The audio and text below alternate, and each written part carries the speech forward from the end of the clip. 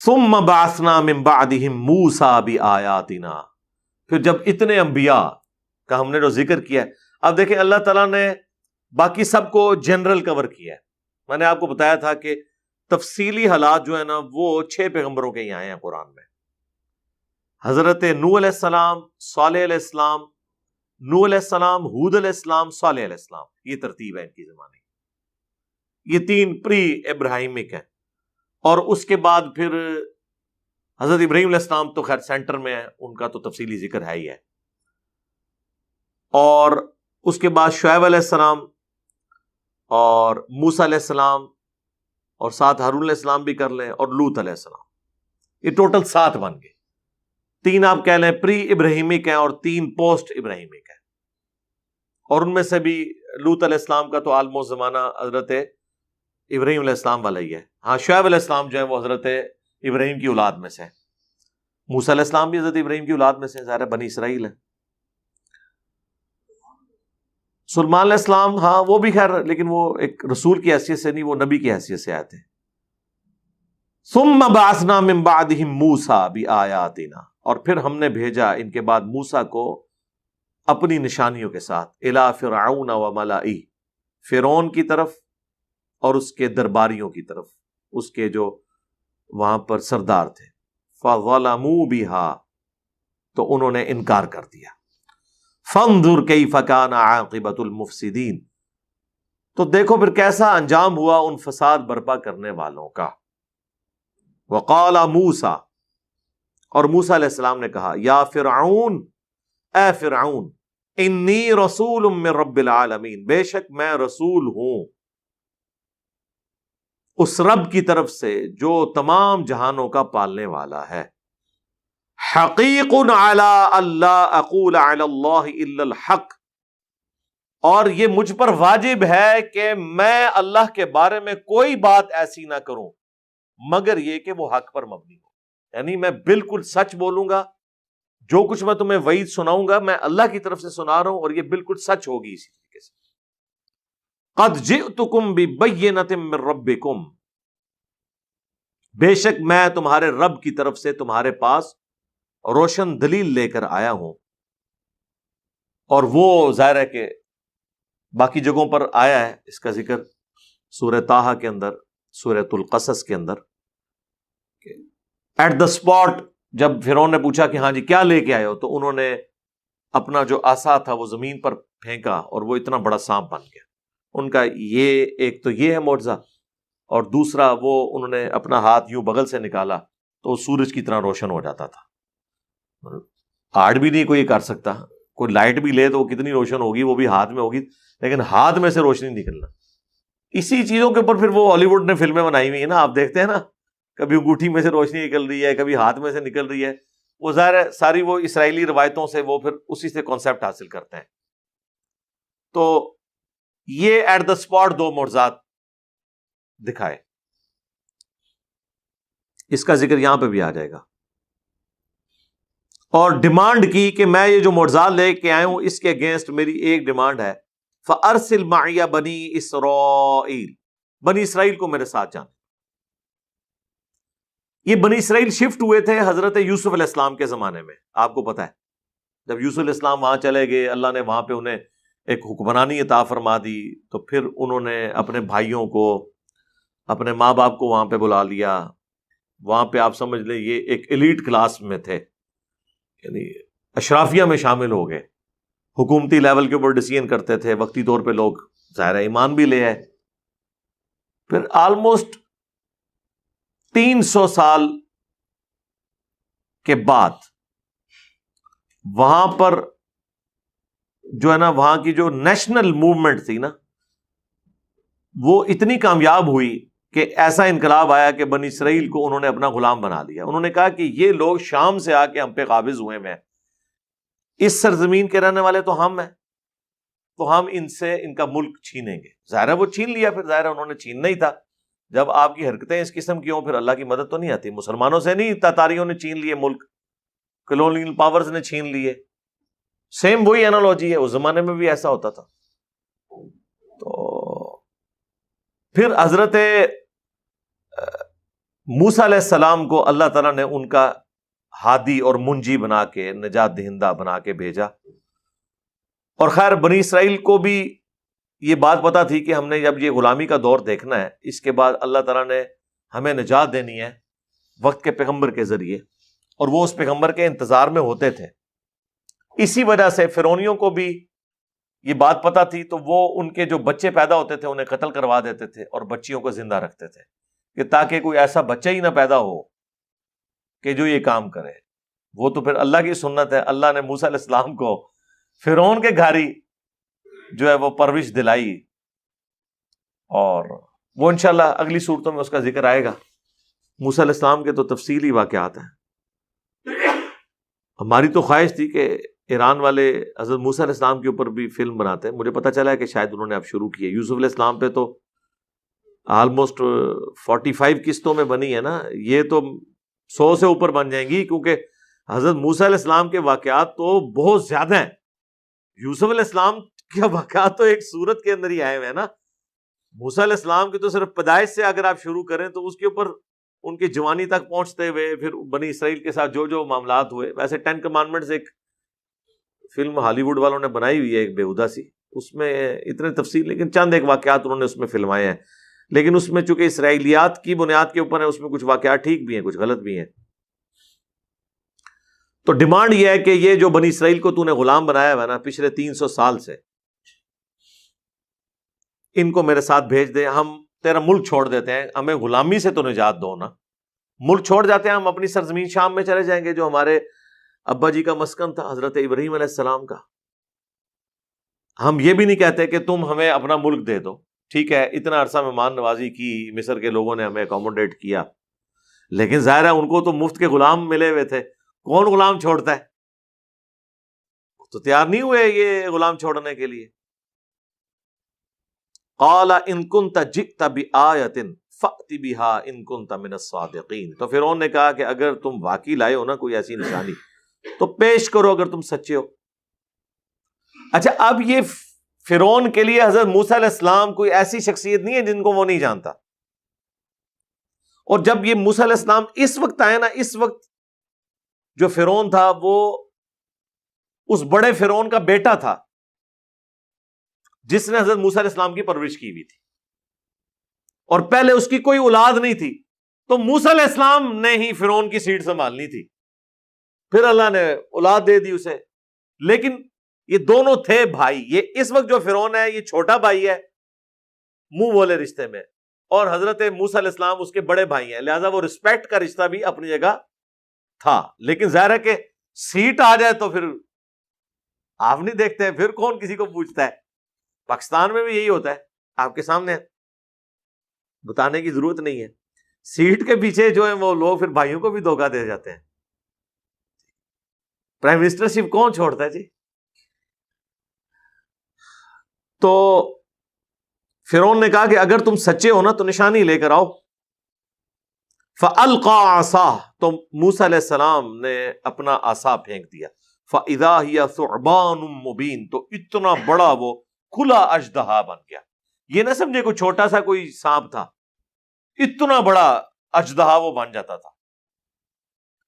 اب مجھے بتائیں، یہ اتنی بڑی چیز دیکھ کے اور پھر اس سے بڑھ کر کے دوبارہ ہاتھ لگائیں اور دوبارہ وہ لاٹھی بن جائے. سرکار یہ تو سائنس میں پاسبل ہی نہیں ہے کہ پلانٹ کنگڈم اینیمل کنگڈم میں بدل جائے اور پھر اینیمل کنگڈم پلانٹ کنگڈم میں بدل جائے. اینیمل میں سے کوئی اینیمل نکل آئے تو ایک علیحدہ بات ہے، وہ تو ہو رہا ہے، لیکن درخت میں سے اور پھر دوبارہ وہ لاٹھی بن جائے، لکڑی میں کنورٹ ہو جائے. وَنَزَعَ يَدَهُ فَإِذَا هِيَ بَيْضَاءُ لِلنَّاظِرِينَ. اور پھر انہوں نے یوں کر کے اپنا گریبان سے جب ہاتھ نکالا ہے تو بہت زیادہ سفید روشن ہو گیا دیکھنے والوں کے لیے. اب جہاں پہ چھوٹی چھوٹی شمعیں جل رہی ہوں وہاں پہ حضرت موسیٰ علیہ السلام جب یوں ہاتھ نکالیں اور ہزاروں واٹ کی لائٹ اس کا مقابلہ نہ کر سکے اور ہاتھ میں سے نکل رہی ہو، تو یہ دو بڑے معجزات تھے. اس کے علاوہ بھی معجزات تھے وہ جو ان پہ تکلیفیں آئیں، ان پہ مینڈکوں کا عذاب آیا، جوؤں کا عذاب آیا، خون کا عذاب آیا.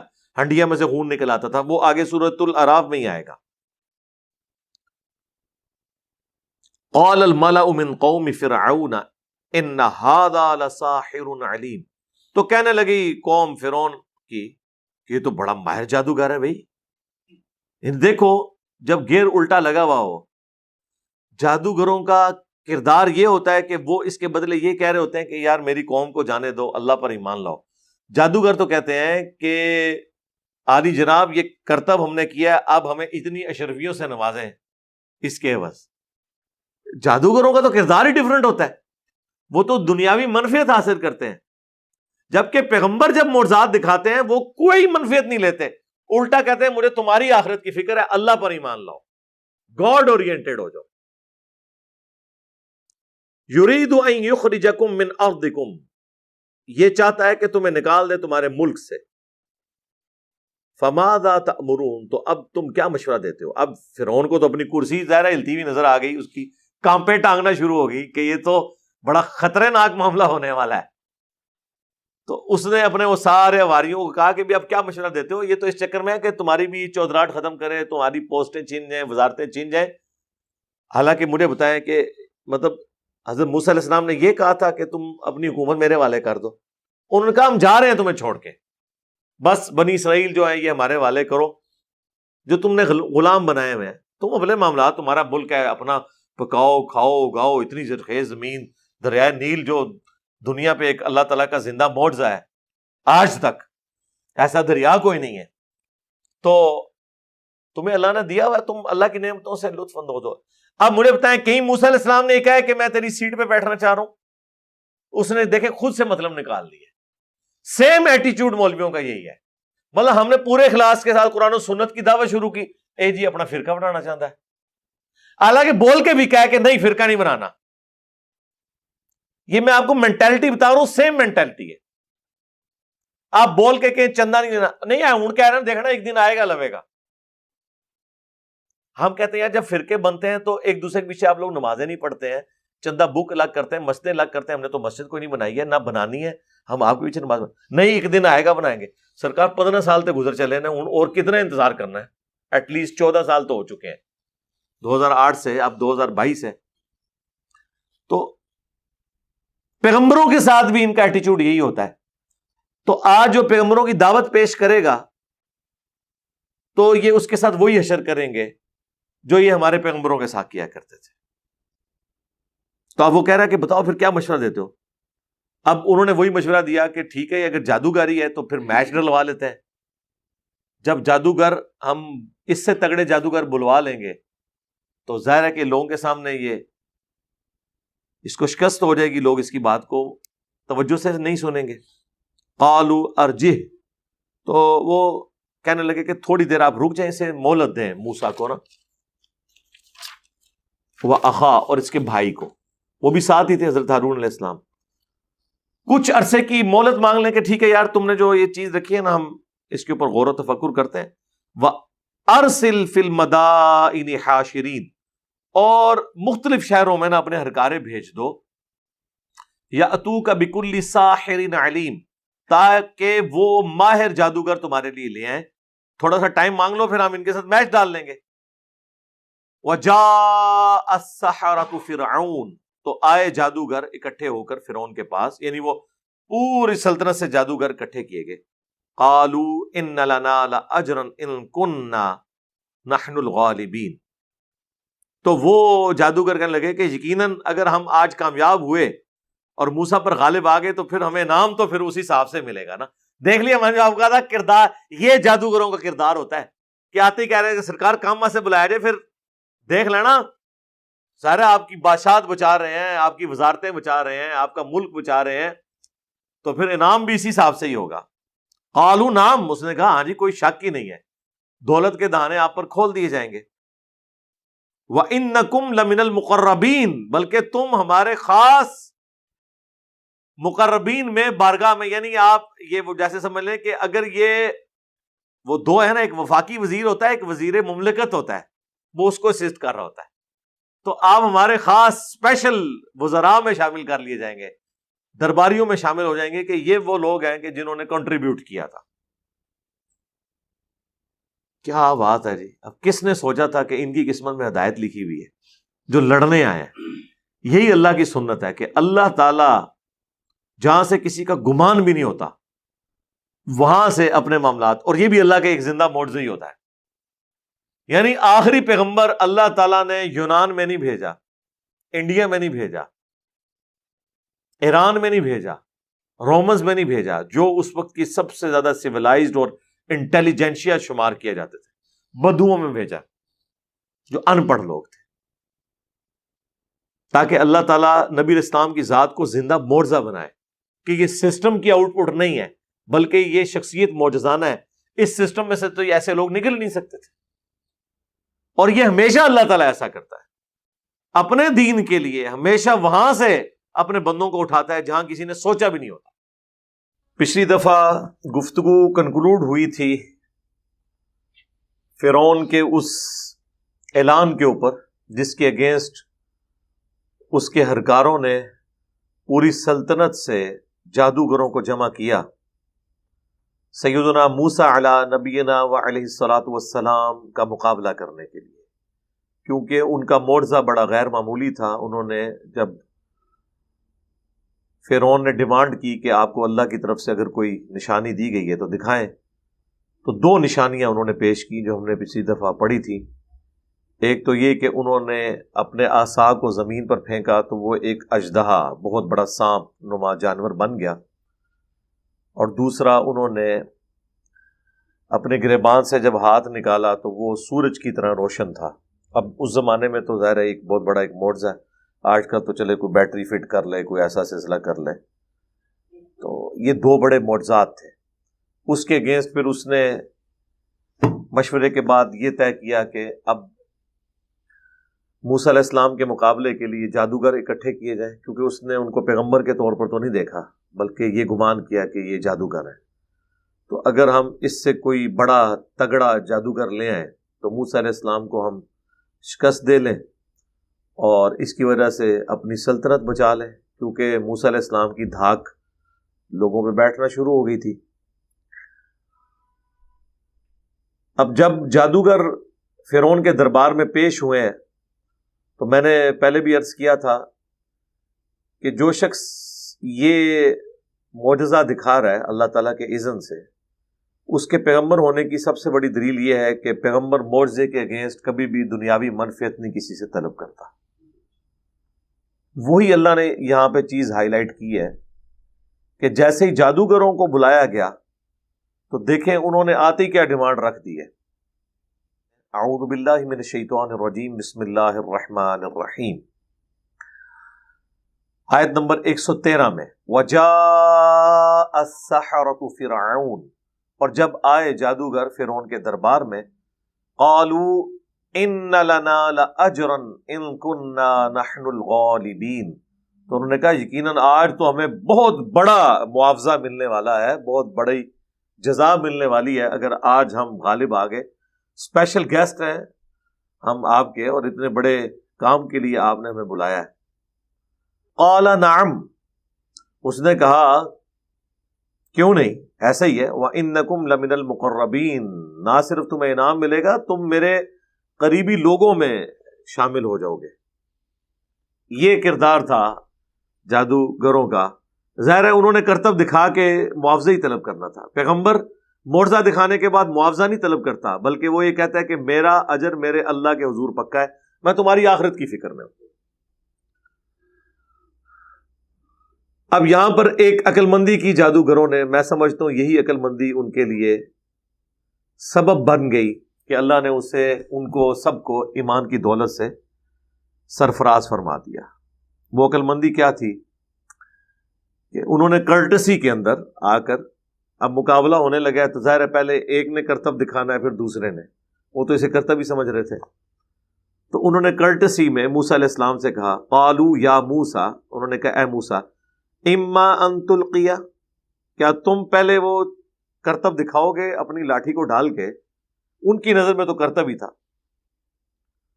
وَإِمَّا أَن نَّكُونَ نَحْنُ الْمُلْقِينَ، اگر ایسا نہیں ہے تو آپ اگر اجازت دیں تو ہم سٹارٹ ہم کرتے ہیں، پہلے آپ کو موقع دیتے ہیں، سروس آپ کروا لیں. ٹھیک ہے.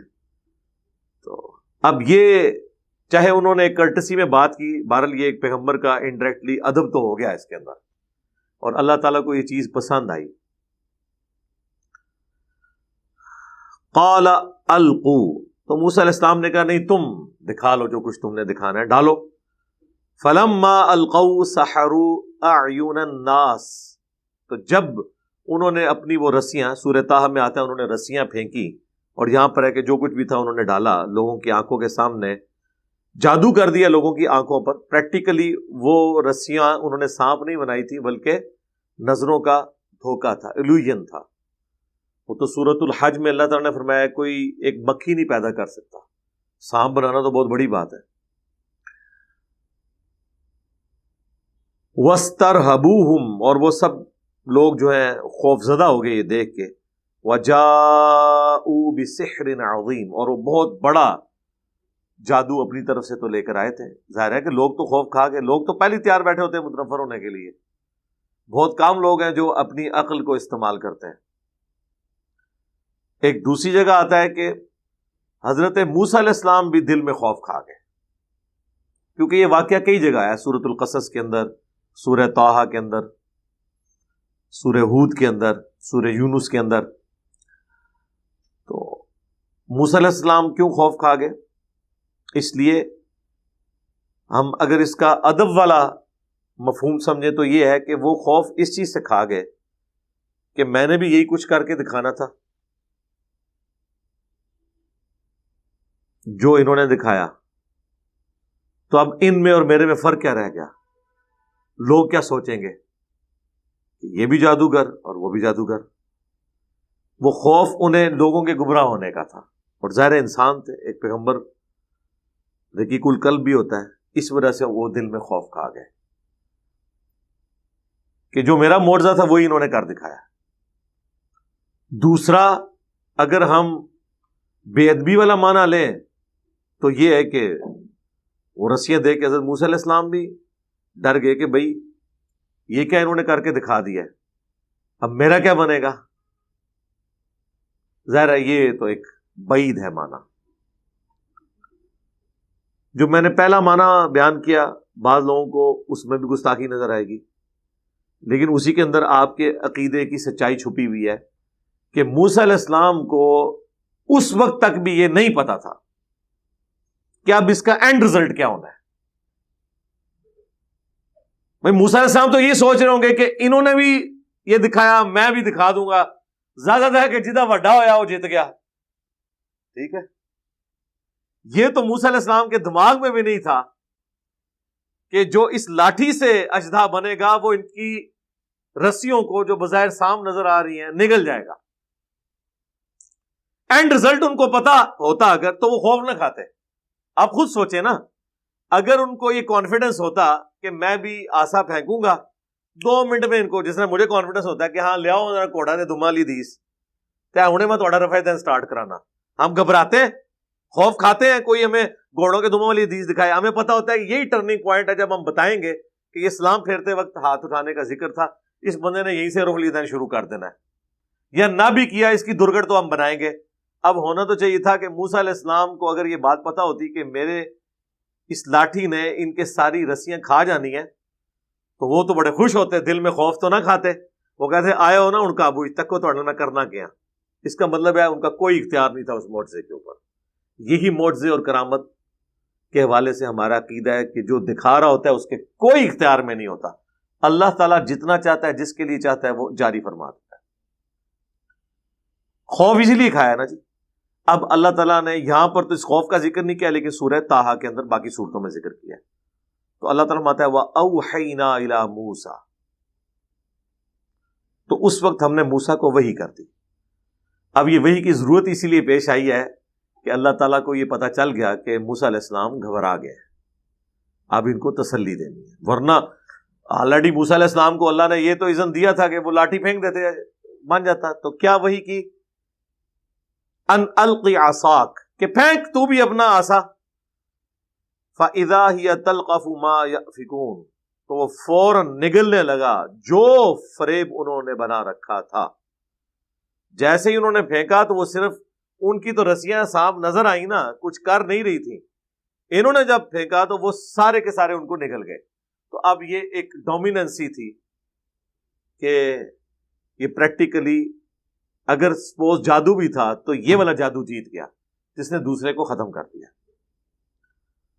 عام لوگوں نے تو یہی سمجھا ہوگا کہ یہ چھوٹا جادوگر اور وہ بڑا جادوگر. فرعونیوں نے یہی سمجھا. یہ نہیں ہوا کہ ساروں نے وہاں پہ کلمہ پڑھنا شروع کر دیا.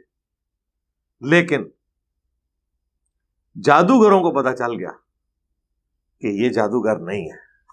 اس کی وجہ یہ ہے کہ وہ تو نظروں کا دھوکہ تھا، اور جو کچھ موسیٰ علیہ السلام کے اس عصا نے کیا وہ فزیکل کر دیا تھا، کیونکہ وہ رسیاں کھا گیا. اس کے بعد دوبارہ موسیٰ علیہ السلام نے پکڑا، وہ عصا بن گیا، وہ ساری چیزیں غائب ہو گئی. یہ ایک پریکٹیکلی کر کے دکھا دیا. نظروں کے دھوکے میں تو یہ ہو سکتا ہے کہ آپ سانپ پھینکے، رسی بن جائے، رسی سانپ غائب تو نہیں ہوگی نا، کوئی فزیکل چیز تو وہاں پہ موجود ہی رہے گی نا. لیکن وہ فزیکل چیز بھی کھا گیا تو کھانے والا ظاہر ہے کہ وہ پھر فزیکلی اس چیز کو غائب کر رہا ہے. یہ کوئی کیمرے کا کمال تو ہے نہیں ہے. آج تو ہو سکتا ہے ڈیوڈ کاپرفیلڈ یہ کر لے گا سب کچھ، لیکن وہ کیمرے میں آپ اس کو اس طریقے سے ایڈجسٹ کرتے ہیں، فزیکلی نہیں ہوا ہوتا. اسٹیچو آف لبرٹی غائب کر دیا، ٹرینیں غائب کر دی، بوئنگ جہاز غائب کر دیا. کیمرے کا سارا کمال ہوتا ہے. پچھلے دنوں میری ویڈیو بھی ریکارڈ ہوئی ہے جب مفتی منیب الرحمان صاحب نے میرے بارے میں مضمون لکھا کہ یہ کشف اور کرامات اور معجزات کا منکر ہے. اپنی طرف سے چیزیں بنا کے بھی ہم نے معجزوں کا کیوں منکر ہونا ہے؟ آپ نے جو کہانیاں کرائی ہم ان کے منکر ہیں. جو قرآن و سنت میں ثابت ہیں چیزیں، معجزات انبیاء کے، ہم مانتے ہیں، ہمارے ایمان کا حصہ ہے. تو وہ جادوگر تو سمجھ گئے، اور یہ ایک نیچرل چیز ہے کہ جو بھی جس فیلڈ کا ایکسپرٹ ہوتا ہے نا، اسے یہ پتا ہوتا ہے کہ اس فیلڈ میں زیادہ سے زیادہ کیا ہو سکتا ہے. یعنی آج سائنس جس عروج پہ پہنچ چکی ہوئی ہے، ہمیں پتا ہے کہ زیادہ سے زیادہ ہم سائنس سے کیا کر سکتے ہیں. یعنی یہ نہیں ہو سکتا کہ کسی کے آنکھ کے ڈھیلے ہم نکال لیں اور اس کی جگہ ہم یہاں مٹی رکھیں اور ہاتھ پھیریں تو آنکھ بن جائے گی. اگر یہ کوئی کر کے دکھا دیتا ہے تو ظاہر ہے یہ پیغمبر کر سکتا ہے یا خدا کر سکتا ہے، تیسرا تو کوئی بندہ نہیں کر سکتا. حضرت عیسیٰ علیہ السلام کرتے تھے نا. آج بھی یہ میڈیکل سائنس کے ذریعے یہ چیز پاسبل نہیں ہوگی. اسی طریقے سے میڈیکل سائنس ہڈی کو جوڑنے کے لیے آپ کو وہ سیدھا کر کے اس کے اوپر پلستر باندھ دیں گے، لیکن بہرحال اس کا جو کیورنگ پیریڈ ہے ایک 6 سے 8 یا 10 ہفتے، اس کے بعد ہی کچھ نہ کچھ اس کا جوائنٹ بنے گا. یہ تو امپاسبل ہے کہ کسی آرتھوپیڈک سرجن کے پاس آپ پنڈلی کی ٹوٹی ہوئی ہڈی لے جائیں اور وہ کہے جی صاحب لات سیدھی کرو، ہاتھ پھیرے اور بالکل دوبارہ سے وہ کھڑا ہو جائے. اگر یہ ہو جاتا ہے تو ظاہر ہے کہ دیکھنے والوں کو پتہ چل جائے گا، بلکہ سب سے پہلے تو وہ ڈاکٹر کلمہ پڑھ لے گا کہ یار یہ بندہ جو ہے نا وہ کوئی عام انسان نہیں ہے، ایسا پاسبل ہی نہیں ہے. جادو میں بھی کچھ پاسبل نہیں ہوتا، آپ کی نظروں پہ دھوکہ کیا جاتا ہے. لیکن ونس جب ایک بندے کی ہڈی جوڑ گئی اور وہ چلنا شروع ہو گیا تو اب یہ جادو تو نہیں ہے، یہ تو فزیکلی وہ چل رہا ہے نا، اس کو تو نہیں آپ کہہ سکتے جادو ہے. بس وہی بات ہے کہ جادوگروں کو پتا چل گیا کہ یہ اللہ کے پیغمبر ہیں، کیونکہ جادو سے یہ کچھ نہیں ہو سکتا. ہر فیلڈ کا ایکسپرٹ اپنی فیلڈ کے ایپیکس کو، چوٹی کو جانتا ہے کہ اس سے اوپر آگے جانا ناممکن ہے. وہی ہوا. فوقع الحق، تو ثابت ہو گیا حق، وبطل ما كانوا يعملون، اور باطل ہو گیا وہ تمام جو ان جادوگروں نے کیا. فغلبوا هنالك وانقلبوا صاغرین، تو فرعونی مغلوب ہو گئے اور وہاں بھرے مجمع میں ذلیل و خوار ہو گئے لوگوں کے سامنے. کیا عزت رہے گی جی مجھے بتائیں آپ پلے؟ اتنی محنت سے اتنے ہائی ریٹس کے اوپر بندے ہائر کیے، ٹھیک ہے، اور ایک بندے نے جناب اب ہونا تو چاہیے تھا، اب کرتا نا مقابلہ. وَأُلْقِيَ السَّحَرَةُ سَاجِدِينَ، تو گرا دیے گئے جادوگر سجدے میں. اب یہ گرا دیے گئے ان معنوں میں ہے کہ ان کے پاس کوئی چارہ نہیں رہا، بے اختیار جسے کہتے ہیں نا، وہ گر پڑے سجدے میں. قَالُوا آمَنَّا بِرَبِّ الْعَالَمِينَ، اور کہنے لگے ہم تو ایمان لے آئے اس رب پر جو سارے جہانوں کا پالنے والا ہے. رب موسیٰ و ہارون، جو رب ہے موسیٰ کا اور ہارون کا.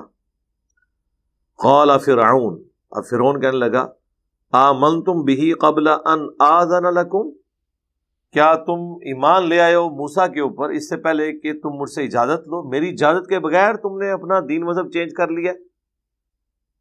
اب مجھے بتائیں، جس نے اپنی آنکھوں سے بخاری مسلم میں نماز کا طریقہ پڑھ لیا، اب اسے کوئی دیوبندیوں کا مفتی کہتا ہے جی میری اجازت کے بغیر تو نے رفع دین شروع کر دیا، تو کیا کہے گا؟ یار تیری اجازت میں نے کیا لینی ہے، میں اندھا ہوں، مجھے نہیں نظر آ رہا کیا ہو رہا ہے.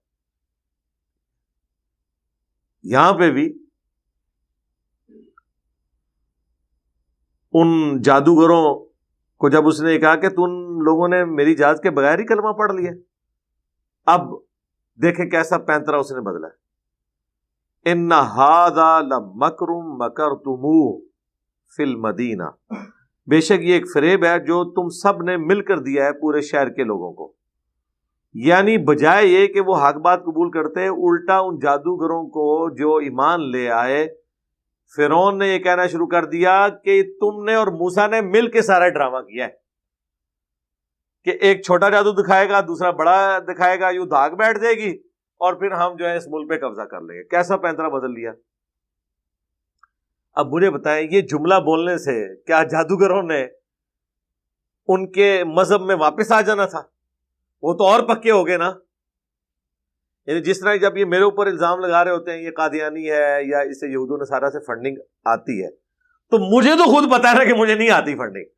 تو اس طرح کرنے سے کیا میں اپنے ارادے میں کمزور ہو جاؤں گا؟ میں تو مزید مضبوط ہو جاؤں گا کہ میرا جو خیال تھا کہ علماء اور فرقوں کے ماننے والے یہ لوگ 2 نمبر ہیں، جھوٹے ہیں، بے ایمان لوگ ہیں، یہ اپنی غلط باتوں کو صحیح ثابت کرنے کے لیے کسی بھی وقت کسی پہ کوئی الزام لگا دیتے ہیں. ایک بیسک اخلاقیات جو ایک کافر میں موجود ہیں وہ بھی ان کے اندر موجود نہیں ہے. میرا ایمان اور پکا ہو جاتا ہے کہ ہے جھوٹے. اس طرح جادوگروں کو تو پتا چل گیا کہ یار یہ تو واقعی یہ فراڈی ہے فرعون، کہ ہمیں تو پتا بھی نہیں تھا، اس نے ہمیں بلایا، ہم تو موسیٰ کو جانتے بھی نہیں تھے. اور اب یہ کہہ رہا ہے کہ موسیٰ نے اور ان جادوگروں نے مل کے ایک ٹوپی ڈرامہ کیا ہے جس کے ذریعے لوگوں کو یہاں سے نکال دیا جائے اور اس ملک پہ قبضہ کر لیں.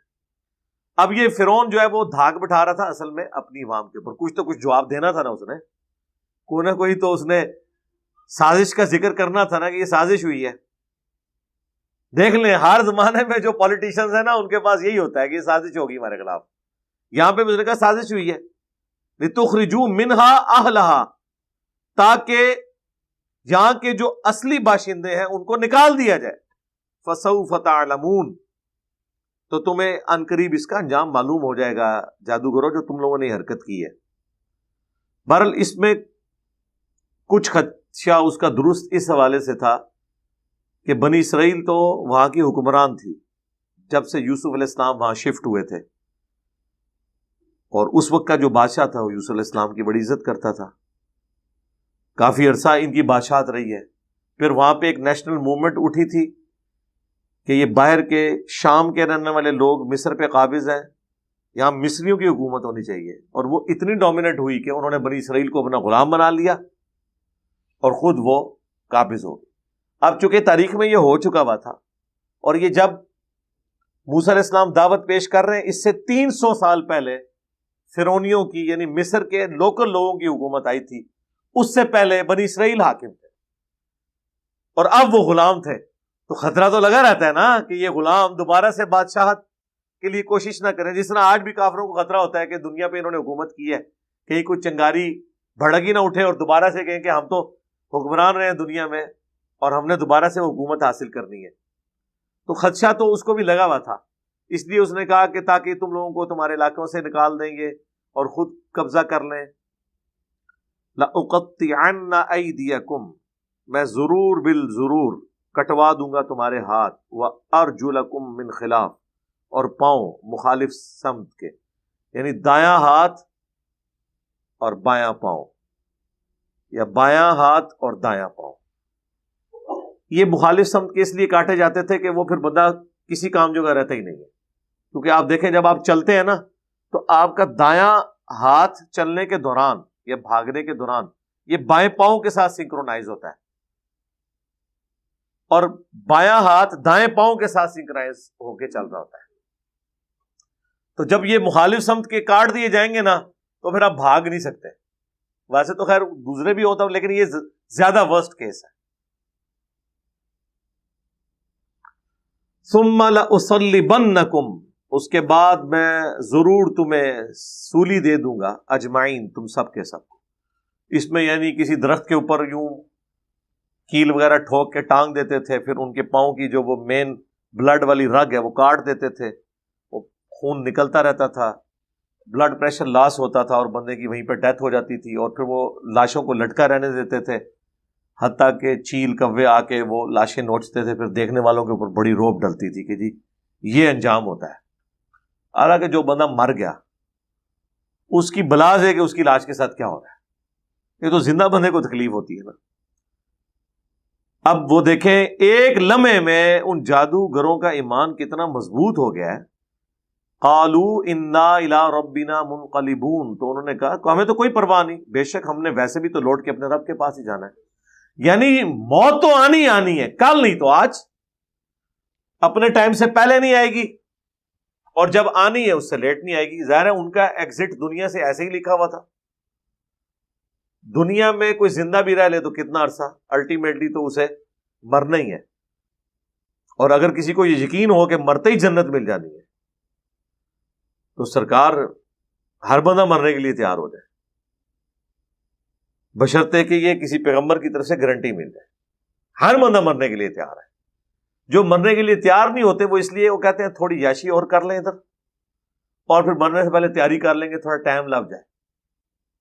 ورنہ یقین کریں دنیا میں جتنے لوگ مفلسی کی زندگی گزار رہے ہیں، مشکل زندگی گزار رہے ہیں، غربت کی زندگی گزار رہے ہیں، ان سے آج آپ پوچھیں نا کہ مرتے ہی جنت ملے گی، یہ اللہ کی طرف سے سرٹیفکیٹ آیا ہے، لیکن یہ ظاہر ہے کہ ایکسپوز کرنے کے لیے تو وقت کا پیغمبر موجود نہیں ہے، سارے ہی مرنے کے لیے تیار ہو جائیں گے. وَمَا تَنْقِمُ مِنَّا إِلَّا أَنْ آمَنَّا بِآيَاتِ رَبِّنَا، کیا تو ہم سے اس بات کا انتقام لینا چاہتا ہے، صرف اس بات کا کہ ہم ایمان لے آئے بِآيَاتِ رَبِّنَا، اپنے رب کی آیات کے اوپر، لَمَّا جَاءَتْنَا، جبکہ وہ ہمارے پاس آ گئی. اتنا کھلا معجزہ پیغمبر کو دیکھ لیا، اس کی کامیابی ہمارے اوپر ہم نے دیکھ لی، اس کے بعد ہم کس طریقے سے، کس جسٹیفیکیشن پہ پیغمبر کا یا اللہ کا انکار کر سکتے ہیں. اس کے بعد انہوں نے پھر اللہ کے حضور دعا کی. یہ اس چیز کے اندر ترغیب ہے کہ انسان جتنے مرضی کانفیڈنس لیول کے اوپر ہو، بہرحال رجوع الی اللہ ہی لانا چاہیے. اللہ ہی صبر دیتا ہے. تکلیف سے نکلنے کا راستہ اللہ تعالی کی مدد کا حصول ہے. یہی دعا ہے جو مانگی تھی طالوت اور جالوت کی جنگ کے دوران اہل ایمان نے، اور یہی دعا یہاں پہ رپورٹ ہوئی ہے. ربنا افرغ علینا صبرا، اے رب ہمارے ہم پر صبر انڈیل دے. الفاظ دیکھیں، یعنی تھوڑا صبر نہیں، نہلا دے ہمیں صبر کے اندر، اتنا زیادہ صبر ہمارے اوپر ڈال دے، یعنی ہمیں توفیق دے. وتوفنا مسلمین، اور ہمیں اس حال میں موت دینا کہ ہم سر تسلیم خم کیے ہوئے ہوں، تیری نافرمانی میں نہ مرے بلکہ تیرے تابع فرمان ہو کر مرے. ولا تموتن الا وانتم مسلمون، جو آیا ربنا افرغ علینا صبرا وتوفنا مسلمین، آمین. وقال الملأ من قوم فرعون، بہرحال خیر اس وقت تو یہ سارا معاملہ ظاہر ہو گیا، معاملات سیٹل ہو گئے اس حوالے سے کہ وہ مجمع چھٹ گیا. اب بعد میں ظاہر میٹنگ تو ہوئی ہوگی، اتنی بڑی بےعزتی ہوئی ہے ساری پبلک کے سامنے. تو جو سردار تھے، یعنی وہاں کے آپ سمجھ لیں وفاقی وزیر، صوبائی وزیر، جو بڑے بڑی پوسٹوں والے تھے فرعون کی قوم میں سے، وقال الملأ من قوم فرعون، کہا ان سرداروں نے جو قوم فرعون سے تھے، اتذر موسیٰ وقومہ لیفسدوا فی الارض، کیا آپ اسی طرح چھوڑے رکھیں گے موسیٰ کو اور اس کی قوم کو کہ زمین میں فساد مچائے؟ فساد کیا بیچاروں نے کیا ہے، غلام ہے یار، کیا انہوں نے فساد کرنا ہے؟ فساد یہ ہے کہ بےزتی ہو رہی ہے ساڑھی. ٹھیک ہے، میں نے آپ کو پچھلی دفعہ بتایا تھا کہ اس وقت جو فرعون بیٹھا ہوا تھا نا، یہ موسیٰ علیہ السلام کا چھوٹا بھائی تھا، کیونکہ موسیٰ علیہ السلام کی پرورش جس فرعون نے کی تھی نا، وہ تو مر چکا تھا. اور موسیٰ علیہ السلام ظاہر ایک لے پالک تھے، اس حوالے سے وہ پوری تفصیل سورۃ القصص میں آئے گی. تو اس کے بعد فرعون کی اپنی اولاد بھی ہو گئی، اور یہ فرعون جو اس وقت بیٹھا تھا، جس کا موسیٰ علیہ السلام سے ٹاکرا ہوا، یہ موسیٰ علیہ السلام کا بھائی تھا، منہ بولا بھائی کہہ لیں، چھوٹا تھا. اور ظاہر دونوں ہی ایک ایلیٹ خاندان میں پلے بڑے تھے. موسیٰ علیہ السلام کے ساتھ ٹریٹمنٹ وہ غلاموں والا کر بھی نہیں سکتے تھے، عزت تھی، پھر نظروں میں تھوڑی شرم و یا تو بارل ہوتی ہے جو بھی کر لے. تو اس کی کوشش یہی تھی کہ ٹھیک ہے یار، ویل لیفٹ کرو معاملے کو، ایک بار ذلت کاٹ لی ہے تو اب زیادہ ان کو دبائیں گے تو ظاہر ہے کہ وہ 6 لاکھ تھے، بغاوت پہ آتے تو کچھ نہ کچھ تو ہو سکتا تھا. لیکن وہ سردار کہہ رہے ہیں کہ سرکار یہ تو سارے دیکھا دیکھی باغی ہو جائیں گے، کیا آپ موسیٰ کو اور اس کی قوم کو یعنی بنی اسرائیل کو چھوڑے رکھیں گے؟ لیفسدوا فی الارض، کہ یہ زمین میں فساد کریں، ویذرک وآلہتک، اور تجھے اور تیرے آلہہ کو چھوڑ دیں اور اس ایک خدا کی عبادت شروع کر دیں. اچھا، اس سے یہ بات پتہ چلی کہ فرعونی بھی جھوٹے خداؤں کے ماننے والے تھے. اپنی جو پرستش کرواتا تھا وہ اس حوالے سے کہ وہ ان خداؤں کا زمین پہ نمائندہ ہے، لیکن خود بھی وہ خداؤں کو مانتا تھا جو جھوٹے خدا انہوں نے گھڑے ہوئے تھے. اب جب انہوں نے ذرا پمپ کیا نا اس کو، تو اس نے کہا قال سنقتل ابناءہم، تو اس نے کہا ہم ضرور قتل کریں گے ان کے بیٹوں کو، وَنَسْتَحْيِي نِسَاءَهُمْ، اور عورتوں کو چلیں زندہ چھوڑ دیں گے، یہ مردانگی کے خلاف ہے، تاکہ ان کی مین پاور کبھی بڑھ ہی نہ پائے، ان کے مرد جتنے پیدا ہوں گے ان کو مار دیں. وَإِنَّا فَوْقَهُمْ قَاهِرُونَ، اور بے شک ہم ان کے اوپر غالب تو ہیں ہی، ہمارے غلام ہیں، ان کی کیا مجال ہے. یہ دوسرا موقع تھا بنی اسرائیل کی ہسٹری میں کہ جب ان کے بچوں کو قتل کیا گیا. اس سے پہلے اس فرعون کے باپ نے کیا تھا، جب اس کو اس کے نجومیوں نے، اور ظاہر نجومیوں نے بھی کچھ شیطان نے بات ڈال دی، کچھ الہامی کتابوں میں بھی تھا کہ ایک بنی اسرائیل میں ایک منجی اور ہادی کے طور پہ ایک شخص آئے گا جو فرعون کی حکومت کو ختم کر کے بنی اسرائیل کو نجات دے گا. تو اسے یہ ڈر تھا کہ وہ ہوگا بنی اسرائیل میں سے، تو وہ بنی اسرائیل کے بچوں کو قتل کروا دیا کرتا تھا. بہرحال وہ اللہ نے معجزانہ طور پہ جس بچے کے ہاتھوں 300 سال کی حکومت فرعونوں کی ختم ہونی تھی، اس بچے کی پرورش فرعون کے گھر میں کروائی. یہ اللہ نے اپنی قدرت کا اظہار کیا کہ ٹھیک ہے تو نے یہ کرنا تھا، دیکھ پھر تیری ناک کے نیچے سب کچھ ہوگا اور تجھے پتہ بھی نہیں چلے گا. دوسری دفعہ پھر انہوں نے ارادہ کیا کہ ہم اس طریقے سے ان کی پرسیکیوشن کریں گے. قال موسیٰ، تو اب موسیٰ علیہ السلام نے کہا لقومی، اپنی قوم سے، استعینوا باللہ، مدد طلب کرو اللہ سے، واصبروا، اور صبر کرو. لیکن یہ مطلب بات کرنا تو آسان ہے، سننا بھی آسان ہے، عمل کرنا بڑا مشکل ہے. اب ہونا تو چاہیے تھا کہ بنی اسرائیل کہتی کہ حضرت آپ تو پیغمبر ہیں، ایک نگاہ مارو نا ذرا اور ہمیں اس تکلیف سے نجات دلا دو. لیکن نہیں، اللہ تعالیٰ نے جس کو تکلیف سے گزارنا ہے وہ تو گزارنا ہے. وَلَنَبْلُوَنَّكُمْ بِشَيْءٍ مِّنَ الْخَوْفِ وَالْجُوعِ وَنَقْصٍ مِّنَ الْأَمْوَالِ وَالْأَنفُسِ وَالثَّمَرَاتِ، ضرور بالضرور آزمائیں گے، خوف سے، بھوک سے، جان اور مال میں نقصان کے ذریعے. تو موسیٰ علیہ السلام کو تو پتا تھا کہ اب یہ تکلیف آنی ہے، تو وہ اپنی قوم کو صبر کی تلقین کرنا شروع ہو گئے. یہ دیکھیں میں نے استعینوا پڑھا ہے کیونکہ لقومہ پہ میں نے وقف کیا تھا. اگر کنٹینیوس پڑھیں گے تو لقومہ استعینوا باللہ واصبروا ان الارض للہ، بے شک زمین تو اللہ کی ہے، یورثها من یشاء من عبادی، وہ وارث کر دیتا ہے اپنے بندوں میں سے جسے چاہتا ہے زمین کا. یعنی اس زمین کے اوپر اگر نافرمانوں کو حکومت ملی ہے تو بھی اللہ کی مرضی سے، اور اگر نیک بندوں کو حکومت ملی ہے تو وہ بھی اللہ کی مرضی سے. تم صبر کرو، ان قریب تمہیں بھی حکومت مل جائے گی، اور مل گئی پھر بعد میں. والعاقبۃ للمتقین، اور دنیا میں اگر نہ بھی ملے تو آخرت تو پرہیزگاروں کے لیے. وہ تو ہے ہی ہے نا، یہاں پہ کتنی بھی تکلیفیں کاٹ لی، موت تو خوشخبری کا پروانہ لے کر آ جائے گی اور ہمیشہ کی زندگی مقدر ہو جائے گی. اب انہوں نے جواب میں کیا کہا جو انسان کے اندر کی آواز ہوتی ہے؟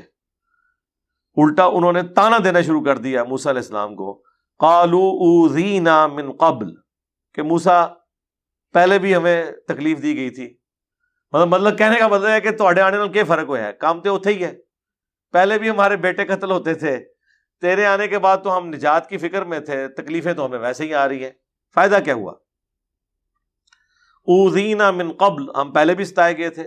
ان تأتینا، کہ آپ ہمارے پاس آئے. ومن بعد ما جئتنا، اور اس کے بعد جو آپ ہمارے پاس لے کر آئے. یعنی آپ کے نبی ہونے کا ہمیں کیا فائدہ ہوا؟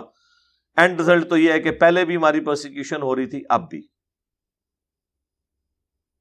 بات تو ان کی بالکل ٹھیک تھی، لیکن ایک پہلو سے ٹھیک ہے. دوسرا پہلو یہ ہے کہ بھئی تم اللہ کے ماننے والے ہو، بنی اسرائیل کافر تو نہیں تھے، مسلمان تھے. تو خالی دودھ پینے والے مجنو تکلیفیں نہیں کاٹنی؟ یعنی اللہ تعالیٰ نے تمہیں مفت میں چھوڑ دینا ہے؟ ایسا تو نہیں ہوگا. اب موسیٰ علیہ السلام نے بڑا انٹلیکچوئل جواب دیا ہے اس تانے کے اوپر. میڑا مارنے ہوتے ویسے تو 295C لگتی سی پاکستان دے قانون دی، جو کچھ انہوں نے کیتا حضرت موسیٰ علیہ السلام کے ساتھ جو انہوں نے کیا. قال عسى ربكم ان يهلك عدوكم، انہوں نے کہا کوئی بعید نہیں ہے کہ ان قریب اللہ تعالیٰ تمہارے دشمن کو ہلاک کر دے. وَيَسْتَخْلِفَكُمْ فِي الْأَرْضِ، اور تمہیں زمین میں اپنا خلیفہ بنا دے. یعنی حکومت چھین کے تمہیں دے دے. جس طرح آج وہ حکمران ہے کل تم حکمران بن جاؤ. اور آگے انہوں نے وہی بات کی جو ان کو کرنی چاہیے تھی، جو ان کے مزاج کی تھی. فَيَنْظُرَ كَيْفَ تَعْمَلُونَ، پھر اللہ دیکھ لے گا بھی تسی کہڑے گول کران دے ہو. انہوں نے کام پایا ہی ہے نا، ان کو حکومت ملی تو انہوں نے تو چند چڑھایا. تمہیں بھی حکومت مل جائے گی، پتہ چل جائے گا کہ تم کیا مال کرتے ہو. اور آپ کو پتہ ہے پھر انہوں نے کیا کیا؟ حکومت ملنے سے پہلے ہی موسیٰ علیہ السلام چند دنوں کے لیے کوہ طور پہ گئے. 70,000 یہودی جو صحابہ تھے حضرت موسیٰ کے، مرتد ہو گئے ایک بچڑے کو خدا بنا کے. تو دیکھ لیا نا، حکومت سے پہلے ہی مرتد ہو گئے. پھر قرآن میں ان کی سزا آئی کہ ہر قبیلہ اپنے رسپیکٹو مرتدین کو قتل کرے گا. تو موسیٰ علیہ السلام نے ان کو ان کی اوقات یاد کرائی کہ یار بات یہ ہے کہ تکلیف پہلے تھی اب بھی ہے، بالکل جینوئن بات ہے، لیکن ظاہر آزمائش تو ہے، تو تھوڑا اور صبر کر لو، تمہیں بھی حکومت ملنے والی ہے. رکو ذرا، صبر کرو. یہ وہی بات ہے، تمہارا نمبر بھی آ جائے گا، پتہ چل جائے گا تسی کے چاند چڑھانا ہے. تو عنقریب عین ممکن ہے اللہ تعالیٰ تمہیں زمین میں حکومت دے دے، خلافت دے دے، اور پھر دیکھے تم کیا کرتے ہو. وَلَقَدْ أَخَذْنَا آلَ فِرْعَوْنَ بِالسِّنِينَ، اور بے شک ہم نے پکڑ لیا فرعونیوں کو قحط سالی سے. وَنَقْصٍ مِّنَ الثَّمَرَاتِ، اور پھلوں کی پیداوار میں نقصان سے. ظاہر ہے وہ سب سے زرخیز زمین آج تک، یہ تو اللہ کا زندہ معجزہ ہے دریائے نیل آج بھی دنیا میں. زرخیز زمین مصر کی آج تک زرخیز ہے. لعلہم یذکرون، تاکہ وہ نصیحت قبول کریں. ظاہر ہے جب آپ کی اکانومی درست ہو تو اللہ بھی آپ کو یاد نہیں آتا. یہ اللہ کی ہمیشہ عادت رہی ہے کہ جب بھی انبیاء کو بھیجتا ہے تو ان قوموں کے اوپر کچھ تکلیفیں آتی ہیں، تکلیفوں کی وجہ سے وہ سیریس لیتے ہیں. اب کوئی اس کی نجات کی صورت نظر نہیں آتی تو پھر وہ اللہ کی طرف متوجہ ہوتے ہیں، یا اللہ کا پیغمبر ہے اس کی طرف متوجہ ہوتے ہیں کہ حضرت دعا کریں مصیبت ٹل جائے. اور وہ اللہ تعالیٰ جان بوجھ کے کرتا ہے. اور یہ نبی علیہ السلام کے کیس میں بھی ہوا. صحیح بخاری میں ہے کہ اللہ تعالیٰ نے مشرکین عرب کو بھی آزمایا اور پھر آ کے حضور سے وہ بھی دعائیں کرواتے تھے. پھر حضور کی دعا کی برکت سے وقتی طور پہ تکلیف ٹل بھی جاتی تھی، لیکن ایمان پھر بھی کو نہیں لاتے تھے. اب آج کے زمانے میں آپ سوچ رہے ہوں گے کہ کیسے ممکن ہے؟ سرکار آج بھی ہے. آپ لوگوں کو ذرا قرآن بخاری مسلم کھول کے بتا دیں، ٹاس سے مس نہیں ہوتے، سوائے وہ کہ جن کی قسمت میں ہدایت لکھی ہوتی ہے اور وہ ہدایت لینا چاہتے ہیں. ادروائز کوئی فرق نہیں پڑتا کسی کو. پورا قرآن گزار دیں، 100 نوافل پڑھیں گے، ہر رکعت میں پڑھیں گے ایاک نعبد و ایاک نستعین. لیکن صبح فجر کے بعد دربار پہ حاضری دے کے بابے سے بھی مانگیں گے، وہ پڑھنے میں انہوں کوئی فرق نہیں پڑا، کیونکہ جب وہ اپنے آپ کو چینج ہی نہیں کرنا چاہ رہے. جیسے وہ یہودی کہتے تھے کہ ہمارے دلوں پر غلاف چڑھے ہوئے، ہم پہ کوئی بات اثر نہیں کرتی، تو اللہ تعالیٰ ماتا ہے غلاف نہیں، لعنت پئی ہے تواڈے تے. یہی جواب دینا چاہیے کہ لعنتیو، اس بات کے اوپر خوش ہو رہے ہو کہ ہم پہ پیغمبر کی بات اثر نہیں کر رہی ہے اور ہم بڑے مضبوط عقیدے والے ہیں اپنے فاسد عقائد کے اوپر، یہ تو لعنت پڑی ہوئی ہے. تو اللہ تعالیٰ نے قحط سالی اور پھلوں کے نقصان سے آزمایا تاکہ وہ نصیحت قبول کرے. فَإِذَا جَاءَتْهُمُ الْحَسَنَةُ، جب ان پہ خوشحالی آتی، قَالُوا لَنَا هَذِهِ، وہ کہتے ہیں ہم اس کے مستحق ہیں، تھوڑی محنت کی تھی جی اسی، دیکھو نا جی اتنی ایفرٹ پٹ کی ہے تو فصل تو اچھی ہونی چاہیے تھی. وَإِن تُصِبْهُمْ سَيِّئَةٌ، اور جب کبھی کوئی تکلیف پہنچتی، کھیت ان کے برباد ہو جاتے یا کوئی کیڑا لگ جاتا، ٹڈی دل آ جاتا، تو کیا کہتے؟ یطیروا بموسیٰ ومن معہ، تو کہتے یہ موسیٰ اور اس کے ساتھیوں کی نحوست پڑ گئی ہمارے اوپر، انہوں نے ہمارے بتوں کو ناراض کیا، انہوں نے ہمارے جھوٹے خداؤں کو ناراض کیا، اس کی وجہ سے مار پڑ گئی ہے. الا، آگاہ ہو جاؤ، انما طائرہم عند اللہ، کہ جو کچھ بھی اس طرح کی جس کو آپ نحوست کہہ رہے ہو، جو بھی ایسے معاملات ہیں یہ تو صرف اللہ کی طرف سے ہوتے ہیں. وَلَٰكِنَّ أَكْثَرَهُمْ لَا يَعْلَمُونَ، لیکن اکثر لوگ نہیں جانتے. وَقَالُوا مَهْمَا تَأْتِنَا بِهِ مِنْ آیَةٍ، وہ کہنے لگے موسیٰ علیہ السلام سے تم جو مرضی معجزہ لے آؤ ہمارے پاس، لِتَسْحَرَنَا بِهَا، تاکہ کوئی جادو کر دو ہم پر، فَمَا نَحْنُ لَكَ بِمُؤْمِنِينَ، تب بھی ہم تمہاری بات نہیں ماننے والے. یہ ہے پوائنٹ آف نو ریٹرن. جب کوئی اس پوائنٹ پہ پہنچ جائے نا کہ جو مرضی کر لو، ہم نے اپنی اس فرسودہ نظریات اور عقیدے کو نہیں چھوڑنا، تو اس کا مطلب ہے ختم اللہ علی قلوبہم وعلی سمعہم وعلی ابصارہم. اس کا رزلٹ یہ نہیں ہوگا کہ اللہ تعالیٰ بھی آگے سے غصے میں آ جائے گا، اچھا دیکھو ہمیں تو کس طرح سیدھا کرنا. نہیں، دنیا میں اگر آپ کسی کو دھمکی لگائیں نا کہ کر لے جو کچھ کرنا ہی، اور پھر کر کے دستا ہے، لیکن اللہ تعالیٰ سے جب اس طرح کی کوئی گفتگو کرے نا، اور اس کے پیغمبر سے کہ ہم نے تیری بات نہیں ماننی، جو مرضی کر لے، تو نہ پیغمبر منت مارتا ہے نہ اللہ، بلکہ عذاب آتا ہے کہ ٹھیک ہے. حالانکہ اللہ کے لیے مسئلہ ہے، آنے واحد میں سب کو ابو بکر عمر عثمان علی بناتا ہے. قرآن میں درجنوں جگہ آیا کہ اگر ہم نے ہدایت ہی دینی ہوتی تو زبردستی تو سب کو دے دیتے، لیکن اللہ کے ہاں یہ بات طے پا چکی ہے کہ میں ضرور بھر دوں گا جہنم کو سرکش جنوں اور انسانوں سے. یہ اللہ کا وعدہ ہے. اللہم اجرنا من النار، آمین. اللہم انا نسألک جنت الفردوس مع النبیین والصدیقین والشہداء والصالحین، آمین. تو اب اللہ تعالیٰ نے پے در پے ان کے اوپر مختلف عذابات بھیجے، اور یہ ایک بڑے یونیک عذاب ہیں جو بنی اسرائیل کے اوپر آئے ہیں، بڑے حیران کن. کیا ہے آپ ذرا یہ گنتے جائیں کون کون سے عذاب آئے ہیں. فَأَرْسَلْنَا عَلَيْهِمُ الطُّوفَانَ، طوفان کا عذاب آیا. اب ریگستانی علاقوں کے اندر طوفان کا عذاب آئے، اور اتنے بڑے بڑے ریت کے پہاڑ، ان کے نیچے آپ کے مکان دب جائیں، جو کھانے والی چیزیں ہیں اس میں بھی ریت گھس جائے، اور جھکڑ کی وجہ سے آپ کا جو فصل والا معاملہ ہے، ہلکی سی لو چلتی ہے، کہتے ہیں نہیں اس دفعہ وہ پھول گر گئے اور آم کی پیدائش اچھی نہیں ہونی.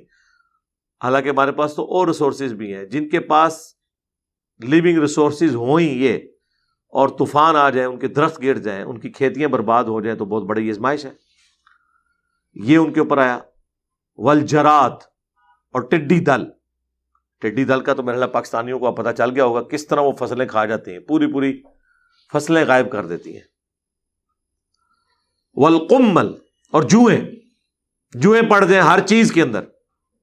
تو رات کو کس نے سونا ہے اگر آپ کے سر کے بالوں میں جوئیں پڑی ہوئی ہوں، آپ کی چارپائی کے اوپر جو ہے وہ یہ ساری چیزیں چڑھی ہوئی ہوں.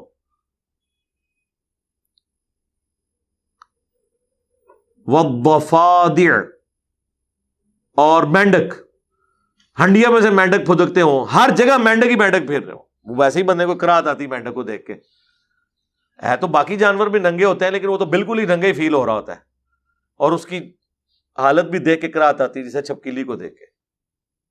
والدم، اور خون کا یہ حال تھا، وہ ہنڈیا پکاتے تھے، کھانے کے لیے بیٹھتے تھے، ہنڈیا کھولی، خون نکل آیا بیچ میں سے.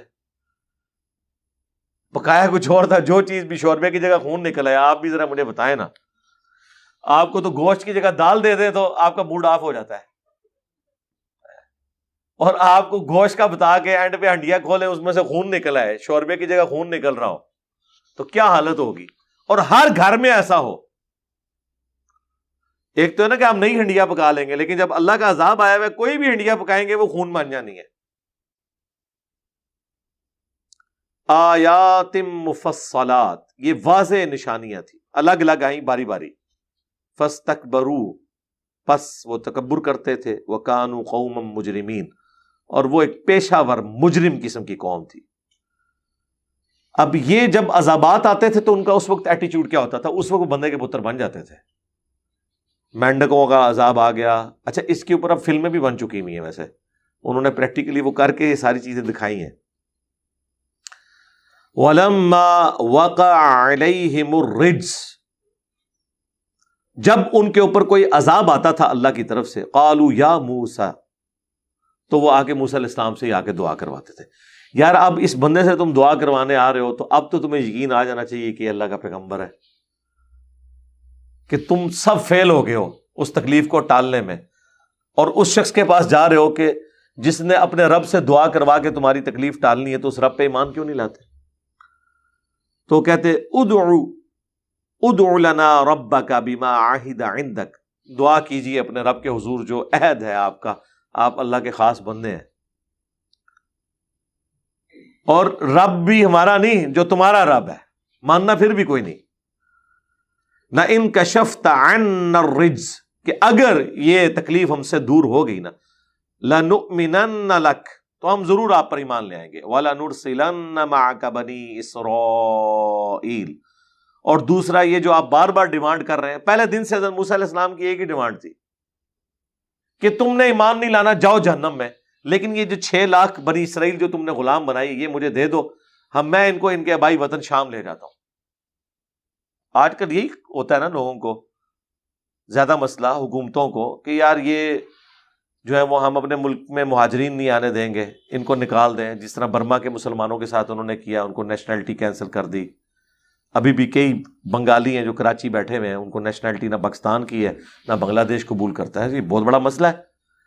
تو الٹیمیٹلی اگر ایک کوئی بندہ ان میں منجی آتا ہے اور وہ کہتا ہے کہ ٹھیک ہے یار، جتنے پاکستان کے اندر اس طرح کے مہاجر ہیں میرے والے کرو، میں ان کو لے جاتا ہوں ادھر سے، تم اپنی اکانومی سنبھال لو، تو بالکل تیار ہونا چاہیے.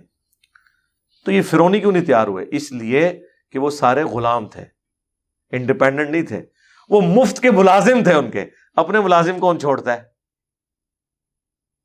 اتنی بڑی مین پاور جن کے ذریعے انہوں نے اتنے بڑے بڑے پیرامڈز بنوائے، یا باقی اپنے کام، نہریں جاری کروائیں، ڈیمز بنوائے، یہ سارے کام، اور ایک سستی لیبر ان کو اویلیبل تھی. لیکن جب عذاب آتا تھا تو کیا کہتے تھے؟ اگر یہ تکلیفیں ہم سے دور ہو گئی، ہم ضرور ایمان لے آئیں گے تم پر، اور جو تمہاری خواہش ہے نا کہ بنی اسرائیل کو تم لے کے جانا چاہتے ہو شام میں، ابراہیم علیہ السلام کے مسکن میں لے جانا، اجازت ہے. اب وہ دعا کر دیتے موسیٰ علیہ السلام، دعا کی برکت سے عذاب ٹل جاتا. اور دیکھیں ایک دفعہ نہیں ہوا یہ، اللہ تعالیٰ نے فرمایا ہم نے یہ سارے عذابات وقتاً فوقتاً بھیجے ہیں. یعنی پہلے طوفان آیا، دعا کروائی، ٹل گیا، پھر منکر ہو گئے. دوسرا موقع اللہ نے دیا، ٹڈی دل آیا، دعا کروائی، ٹل گیا. تیسرا موقع دیا، جوئیں، اس کے بعد پھر مینڈک، اس کے بعد خون. یہ سارے عذابات وقتاً فوقتاً آتے تھے، ہر دفعہ وہ وعدہ کر کے مکر جاتے تھے. فَلَمَّا كَشَفْنَا عَنْهُمُ الرِّجْزَ، جب ہم دور کر دیتے ان سے وہ عذاب، وہ تکلیف، إِلَىٰ أَجَلٍ، کچھ مقررہ مدت تک کے لیے، کیونکہ اس کے بعد پھر اگلا عذاب آ جاتا. ہم بالغوہ، اس مدت تک کے لیے جس تک کہ وہ پہنچ جائیں، اذا ہم ینکثون، تو وہ پھر وہ وعدہ کر کے اس کو توڑ دیتے. فانتقمنا منہم، پس پھر ہم نے انتقام لیا ان سے. ایک نہیں کتنی دفعہ ڈھیل دی ہے اس کے بعد.